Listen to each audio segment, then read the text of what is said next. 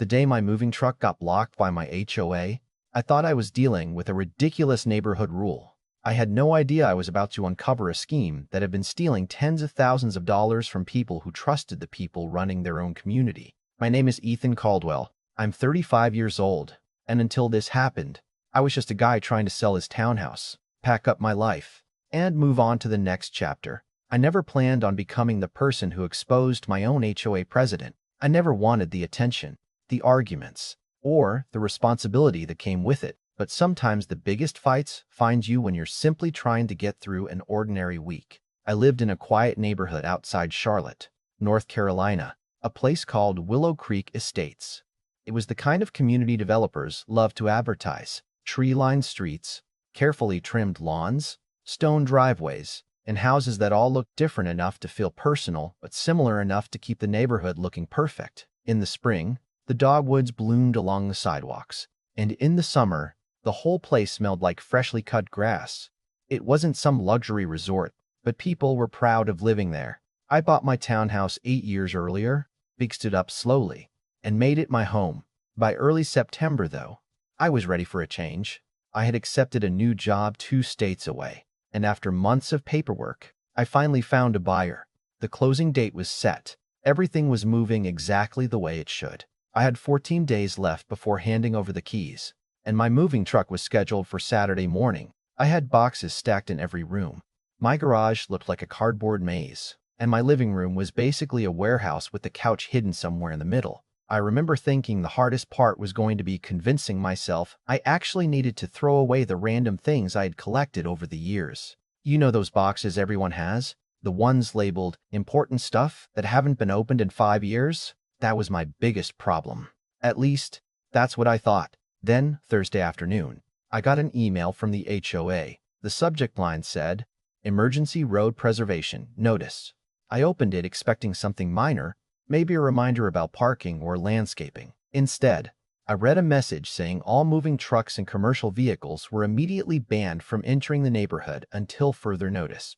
The reason was urgent asphalt protection. According to the notice, the roads had just been professionally sealed, and any vehicle over 10,000 pounds could damage the surface. Anyone violating the order would face a $500 per hour penalty. I stared at the screen for a full minute because, honestly, I thought it was a joke. My moving truck was coming in 2 days. My closing was less than 2 weeks away. And suddenly, my HOA was telling me I couldn't move out of my own house. I drove around the neighborhood that evening looking for signs of construction. Nothing. The roads looked exactly the same as they did every other day. No workers, no equipment, no cones, no smell of fresh asphalt. Nothing. Just perfectly normal pavement sitting under the afternoon sun. The next morning, I called the HOA office. After 3 rings, Karen Whitmore answered. Karen was 49 years old and had been HOA president for almost 3 years. She was one of those people who always looked like she was prepared for a camera to appear at any moment. Perfect blonde highlights, oversized white sunglasses resting on top of her head, expensive clothes, and a silver Mercedes SUV that was always parked directly in front of the clubhouse. She wasn't a terrible person at first glance. In fact, she was very good at appearing organized. That was probably why people trusted her. "Karen, I received the road restriction notice," I said. "I have a moving truck scheduled tomorrow. Is there some kind of mistake?" There was a pause, just long enough for me to notice. "No mistake, Ethan," she replied. "The board approved the restriction unanimously. We have to protect the community's investment." "Can you tell me which contractor is handling the work?" I asked. Another pause. "That information isn't available at this time." "What does that mean?" I said. "The residents are paying for this, aren't they?" Her voice became colder. "The board manages these decisions for everyone's benefit. I suggest you find another arrangement for your move."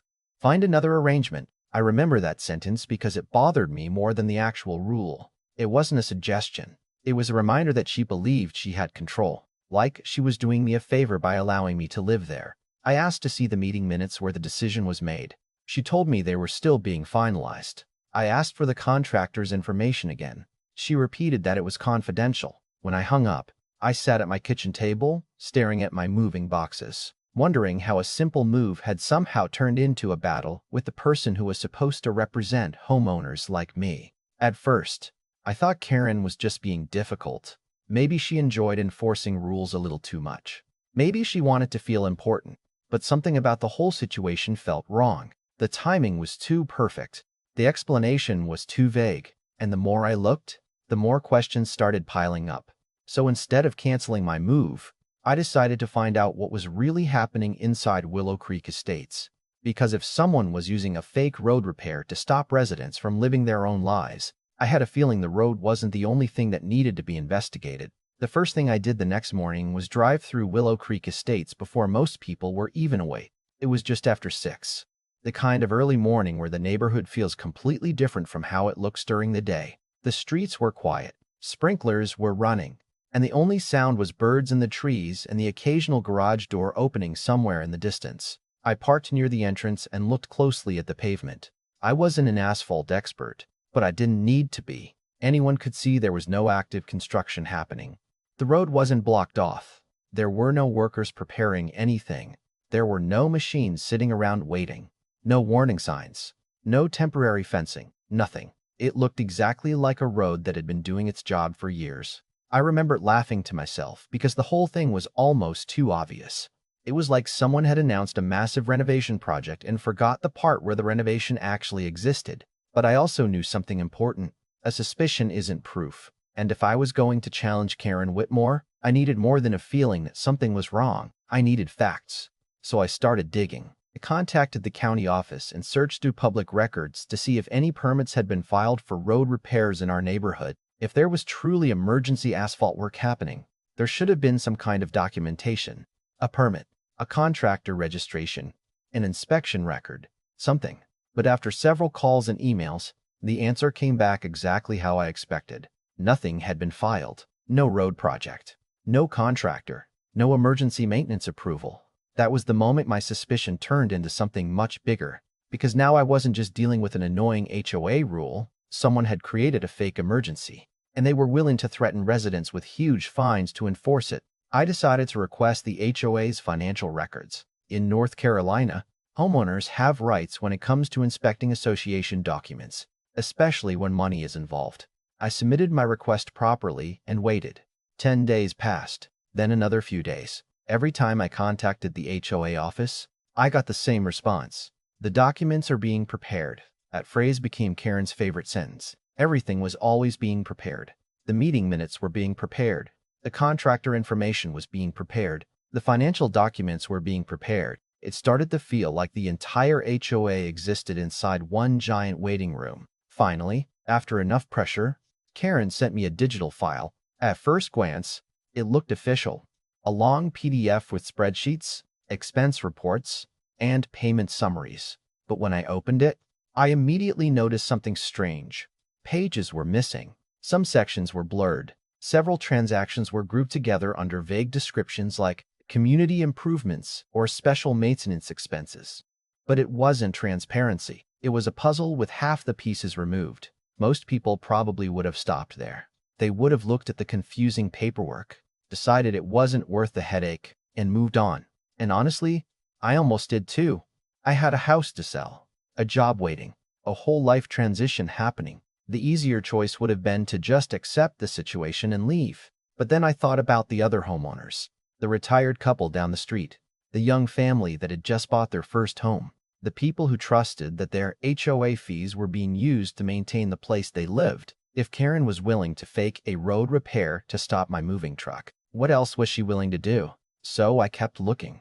I started comparing the HOA's financial reports with banking information available through official channels.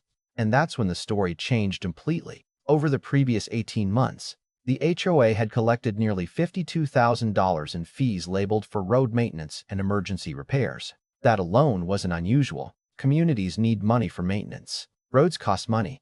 Repairs happen. But what caught my attention was what wasn't there. No contractor invoices. No material receipts. No equipment rentals. No labor costs. Nothing showing where that money went. It was like the road repairs existed only on paper. Then I found something that made my stomach drop. Several payments from HOA accounts matched transfers into a personal account connected to Karen. At first, I hoped there was some innocent explanation. Maybe accounting mistakes. Maybe a misunderstanding. Maybe someone had made a mistake with the records. I didn't want to believe the person leading our community had intentionally taken money from neighbors. But the more I followed the trail, the harder it became to ignore. The same pattern appeared again and again. Homeowners paid special assessments. Money disappeared. Emergency fees were collected. Money disappeared. Fines were issued. Money disappeared. And suddenly, the fake road restriction made sense. It wasn't about protecting asphalt. It was about creating another reason to collect money and maintain control. I knew I couldn't handle this alone, so I started talking to other homeowners. The first person I contacted was Mark Ellis, a retired firefighter who lived 3 houses down. He told me Karen had fined him $800 the previous year for a landscaping issue. He paid because he was afraid the HOA would place a lien on his property. I asked where the money went. He told me. She said it was community business. Another homeowner, Lisa Parker, had a similar story. She had paid a maintenance fee after being told there was a drainage project planned near her unit. Months later, nothing changed. No repairs, no updates, no explanation. Slowly, a pattern started forming. We weren't just collecting complaints. We were collecting evidence. Emails, receipts, notices, payment records. Every conversation revealed another piece of the same story. Within 2 weeks, we had documented more than $63,000 in questionable payments over a 2-year period. And the strangest part wasn't even the money. It was how confident Karen had become. She wasn't hiding because she didn't think she had done anything wrong. She was hiding because she believed nobody would challenge her. She had spent years creating a system where people were too intimidated to ask questions. The HOA board trusted her. Homeowners trusted the board. Everyone assumed someone else was watching, but nobody was watching. Until I did. The hardest part came when I realized I had to make a decision. I could leave. My house was sold. My new job was waiting. I could pack my things, close the door, and tell myself it wasn't my problem anymore. But every time I looked at those records, I thought about the people who would still be living there after I left. The person who did this would still have power. So, on a Monday morning, I walked into the county district attorney's office carrying a folder full of documents. Bank records, emails, HOA notices, financial statements, everything we had collected. I didn't know what would happen next. I didn't know if anyone would believe us. But I knew one thing. Karen Whitmore had spent 2 years making people afraid to question her. It was time someone finally asked the questions out loud.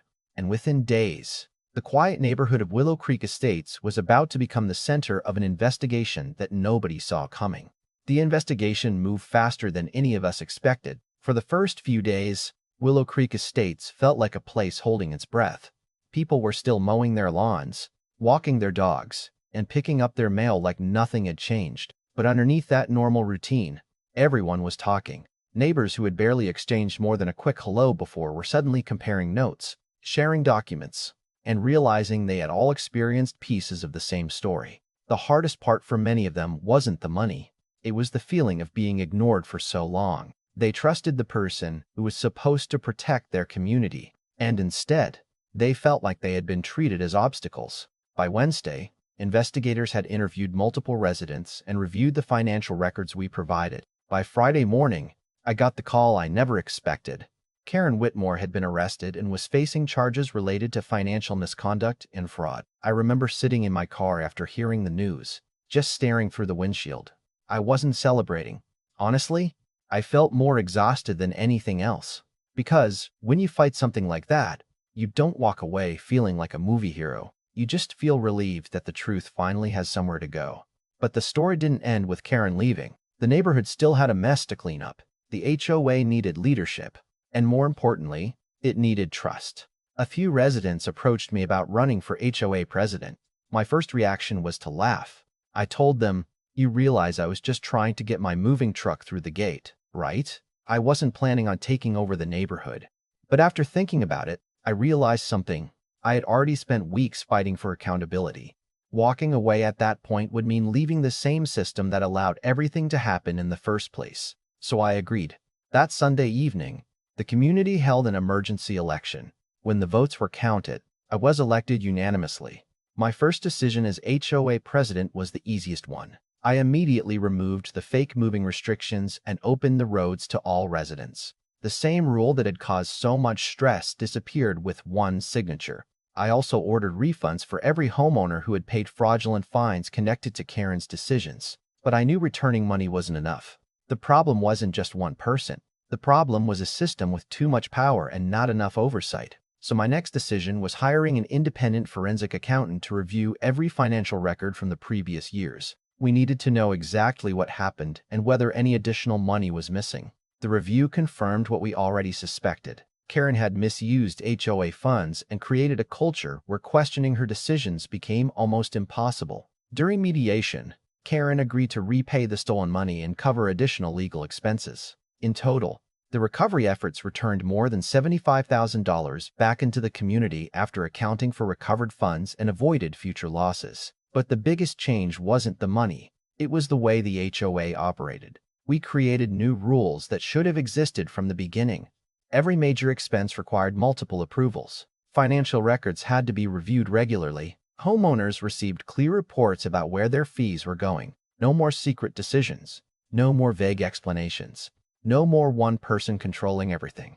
A few weeks later, my U-Haul finally arrived. The same truck that started this entire chain of events rolled down the same neighborhood street Karen tried to block. I loaded my furniture, closed the door to the house I had loved, and completed the sale right on schedule.